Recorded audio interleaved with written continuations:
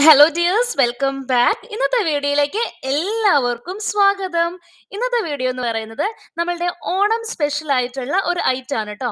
നമുക്കറിയാം, ഓണത്തിന് സദ്യയൊക്കെ വെക്കുമ്പോൾ നമ്മൾ ഒരുപാട് കറികളൊക്കെ ഉണ്ടാക്കാറുണ്ട്. അതില് വളരെ ഇമ്പോർട്ടന്റ് ആയിട്ടുള്ള എല്ലാ സദ്യക്കും ഉണ്ടാക്കാറുള്ള ഒന്നാണ് വറുത്തരശ്ശേരി. അപ്പൊ ഈ വറുത്തരശ്ശേരി ഓതന്റിക് ടേസ്റ്റിൽ എങ്ങനെ ഉണ്ടാക്കുന്നത് പെട്ടെന്നൊന്ന് കണ്ടിട്ട് വരാം.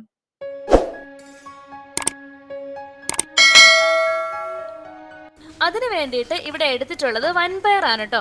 ഈ വൻപയർ ഒരു കപ്പാണ് എടുത്തിട്ടുള്ളത്. എന്നിട്ട് ഇത് എടുത്തിട്ട് നമ്മളൊരു കഴുകിയിട്ട് കുറച്ചു നേരം വെള്ളത്തിൽ കുതിർക്കാൻ ഇടണം. ഒരു 3-4 മണിക്കൂറെങ്കിലും ഇടണം. അങ്ങനെയാണെങ്കിൽ മാത്രമേ ഉള്ളൂ നമുക്ക് പെട്ടെന്ന് വേവിച്ചെടുക്കാൻ പറ്റുള്ളൂ. അതേപോലെ തന്നെ ഒരുപാട് നേരം ഇടുകയും വേണ്ട. ഒരുപാട് നേരം വെള്ളത്തിൽ ഇട്ട് കഴിഞ്ഞാൽ ഈ വൻപയർ അങ്ങ് ചീത്തയായി പോകും. അപ്പോൾ ഒരു 4 മണിക്കൂർ കഴിഞ്ഞിട്ട് ഇത് എടുത്തിട്ടുണ്ട്. എന്നിട്ട് അതിനെ കുക്കറിലിട്ടിട്ട് അതിൻ്റെ കൂടെ നമ്മൾ കുറച്ച് സാധനങ്ങൾ ഇട്ട് കൊടുക്കുന്നുണ്ട്. അത് വെള്ളം ഒഴിക്കും. വെള്ളം ഞാനൊരു 1-1.25 കപ്പൊക്കെയാണ് വെള്ളം ഒഴിക്കുന്നത്. പിന്നെ മുളക് പൊടി ഇടും. മുളക് പൊടി ഒരു 1/2 ടീസ്പൂൺ. അതേപോലെ തന്നെ മഞ്ഞൾപ്പൊടി ഒരു 1/4 ടീസ്പൂൺ ഇടും. ഇത്രയും ഇട്ടിട്ട് അതിൻ്റെ കൂടെ കുറച്ച് ഉപ്പും കൂടി ചേർത്ത് നമുക്ക് ഒരു മീഡിയം ഫ്ലെയിമിൽ കുക്കർ അടച്ചു വെക്കാം. അങ്ങനെ വെക്കുമ്പോഴത്തേക്കിനും ഒരു 4 വിസിലൊക്കെ വന്നാൽ മതി കേട്ടോ. 4 വിസിൽ കൊണ്ടൊക്കെ അത് മിക്കവാറും വെന്തിട്ടുണ്ടാവും. പിന്നെ ഹൈ ഫ്ലെയിമിൽ ഇടണ്ട, നമ്മളിവിടെ മീഡിയം ഫ്ലെയിമിലാണ് ഇടുന്നത്.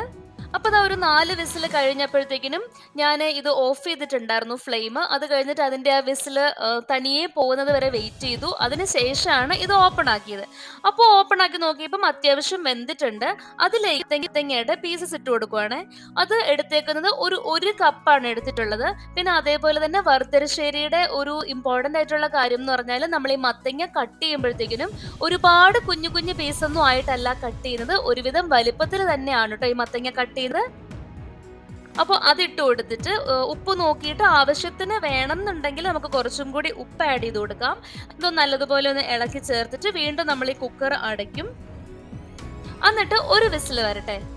കാരണം ഇത് നമ്മൾ ഈ വൻപയറും മത്തങ്ങയും കൂടെ ഒരുമിച്ചിട്ട് വേവിക്കുകയാണെങ്കിൽ ഈ മത്തങ്ങ അങ്ങ് വല്ലാണ്ട് വെന്ത് ഉടഞ്ഞ് പേസ്റ്റ് പോലെ ആയിട്ടുണ്ടാവും. പയറിന്റെ അത്രയും വേവില്ലല്ലോ മത്തങ്ങയ്ക്ക്, അത് പെട്ടെന്ന് അങ്ങ് വെന്ത് കിട്ടുന്നതല്ലേ. അപ്പോൾ അത് നമ്മൾ അടച്ചിട്ട് വേവാനായിട്ട് വെക്കുന്ന ഒരു സമയമുണ്ടല്ലോ, ആ സമയത്ത് നമുക്ക് ഇതിലേക്ക് ആഡ് ചെയ്യാനുള്ള ഗ്രേവി പ്രിപ്പയർ ചെയ്യാം. അപ്പോൾ ഇവിടെ നമുക്ക് 2 കാര്യങ്ങൾ ചെയ്യണം. ഒന്ന്, നമുക്ക് ഗ്രേവി പ്രിപ്പയർ ചെയ്യണം. അതേപോലെ തന്നെ വറുത്ത തേങ്ങയും വേണം. വറുത്തരശ്ശേരിയാണല്ലോ, അപ്പോൾ നമുക്ക് തേങ്ങ വറുക്കാനും വേണം. അപ്പോൾ ഫസ്റ്റ് നമുക്ക് ഗ്രേവി പ്രിപ്പയർ ചെയ്യാം. അങ്ങനെ ഗ്രേവി പ്രിപ്പയർ ചെയ്യാൻ വേണ്ടിയിട്ട് ഒരു കപ്പാണ് ഈ തിരുകിയ തേങ്ങ എടുക്കുന്നത്. അതിലേക്ക് നമ്മളൊരു 1/4 ടീസ്പൂൺ ജീരകം, ചെറിയ ജീരകയില്ലേ, അതും ആഡ് ചെയ്ത് ഒരു 1/4 കപ്പ് വെള്ളവും കൂടെ ആഡ് ചെയ്തിട്ട് നമുക്കിതിനെ അരച്ചെടുക്കാം. അപ്പൊ നമ്മളുടെ ഗ്രേവി റെഡി ആയിട്ടുണ്ട്. അത്രേ ഉള്ളൂ. അത് എന്നിട്ട് മാറ്റി വെച്ചേക്കാം. ഇനി നമുക്ക് തേങ്ങ വറുത്തും കൂടെ എടുക്കണം. അപ്പോൾ തേങ്ങ വറുക്കാൻ വേണ്ടിയിട്ട് ഒരു പാൻ വെച്ചിട്ട് അതിലേക്ക് നമുക്ക് കുറച്ച് വെളിച്ചെണ്ണ ഒഴിച്ചു കൊടുക്കാം. ഒരു 3 ടേബിൾ സ്പൂൺ ഒക്കെ വെളിച്ചെണ്ണ ഒഴിച്ചു കൊടുത്തിട്ടുണ്ട്. ഇനി അതിലേക്ക് കടുക് പൊട്ടിക്കാം. അതിൻ്റെ കൂടെ ഞാനൊരു 2 വറ്റൽമുളക് ചേർക്കുന്നുണ്ട്. പിന്നെ കുറച്ച് ഉഴുന്നും കൂടെ, ഉഴുന്നൊരു 1/4 ടീസ്പൂണൊക്കെ മതി, ഒരുപാട് കൂടണ്ട കേട്ടോ. അത്രയും ചേർത്തിട്ട് അതിലേക്ക് നമ്മൾ കറിവേപ്പില ഇട്ട് കൊടുക്കും. കറിവേപ്പില ഒരു 2 തണ്ടിൻ്റെ ഒക്കെ അത്രയും കറിവേപ്പിലയാണ് ചേർക്കുന്നത്. അതിട്ടതിന് ശേഷം നമ്മൾ അതിലേക്ക് തിരുകിയ തേങ്ങ ചേർക്കും. അപ്പം ഇവിടെ ചേർക്കുന്നത് ഒരു 1.5 കപ്പോളം തിരുകിയ തേങ്ങ ചേർക്കും കേട്ടോ. നമ്മൾ നേരത്തെ ഗ്രേവി ഉണ്ടാക്കാൻ വേണ്ടിയിട്ട് 1 കപ്പാണ് ചേർത്തത്. ഇവിടെ 1.5 കപ്പാണ് ഈ തിരുകിയ തേങ്ങ ചേർക്കുന്നത്.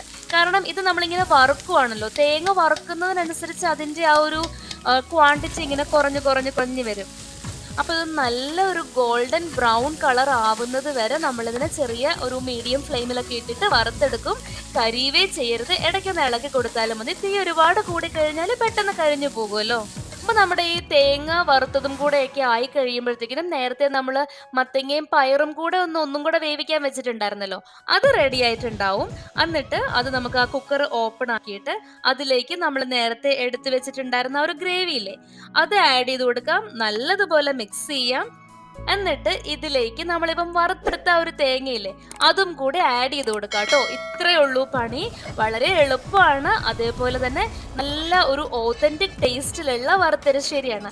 ഇങ്ങനെയാണ് സദ്യക്ക് വേണ്ടിയിട്ടൊക്കെയുള്ള വറുത്തരശ്ശേരി ഉണ്ടാക്കുന്നത്. അപ്പോൾ ഇത്തവണ ഓണത്തിന് സദ്യ ഉണ്ടാക്കുമ്പോഴത്തേക്കിനും ഉറപ്പായിട്ടും ട്രൈ ചെയ്ത് നോക്കണം. ഇഷ്ടമാകും.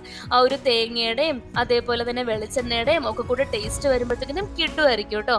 പിന്നെ ഇതിപ്പോൾ നമ്മൾ സദ്യക്ക് വേണ്ടി അല്ലാതെ തന്നെ തന്നെ വീട്ടിൽ കറി വെക്കാനൊക്കെ ആണെങ്കിലും ഈ ഒരു കറി മാത്രം വെച്ചിട്ടായാലും നമുക്ക് കഴിക്കാൻ പറ്റും. ഇതിപ്പോൾ ഒരു ഗ്രേവിയുടെ എഫക്റ്റും ഉണ്ടാവും, അതേപോലെ തന്നെ കുറച്ചൊരു ഡ്രൈ ആയിട്ടുള്ളതിൻ്റെ ആണെങ്കിൽ അതിൻ്റെ എഫക്റ്റും ഉണ്ടാവും. അപ്പോൾ അതിൻ്റെ കൂടെ ഞാനിപ്പോൾ ഇവിടെ ചോറിൻ്റെ കൂട്ടത്തിൽ ഈ ഒരു വറുത്തരശ്ശേരിയും പിന്നെ അതേപോലെ തന്നെ കുറച്ച് മാങ്ങ അച്ചാറും ഒക്കെ എടുത്തിട്ട് കഴിച്ച് നോക്കാൻ പോവാണ്. അപ്പോൾ ഇന്നത്തെ ഈ ഒരു വീഡിയോ, അതും ഓണം സ്പെഷ്യൽ വീഡിയോ, എല്ലാവർക്കും ഇഷ്ടമായി എന്ന് വിശ്വസിക്കുന്നു. അപ്പം വീണ്ടും നമുക്ക് മറ്റൊരു വീഡിയോ ആയിട്ട് ഉടനെ തന്നെ കാണാം.